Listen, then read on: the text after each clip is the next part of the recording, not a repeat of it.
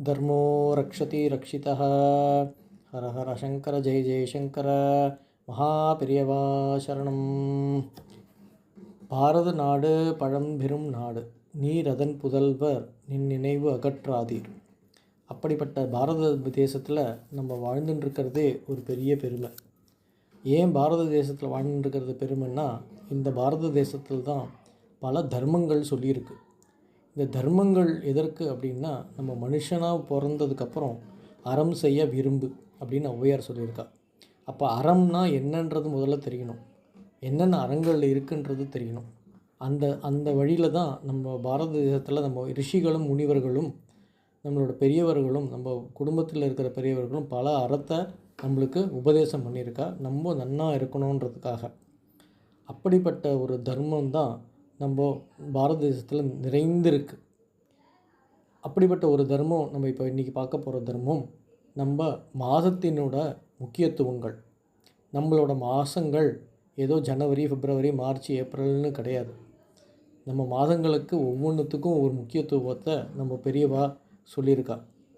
தனுர் மாதம் அப்படின்னா மார்கழி மாதத்துக்கு தனுர் மாத புண்ணிய காலம் அப்படின்னா பகவானுக்கு உரிய காலம்.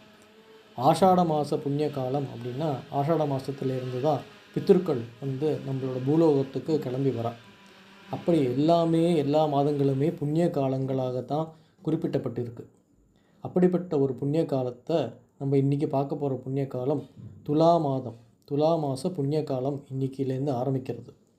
துலா மாதம் அப்படின்றது நம்ம சாதாரணமாக சொல்கிற ஐப்பசி மாதம்.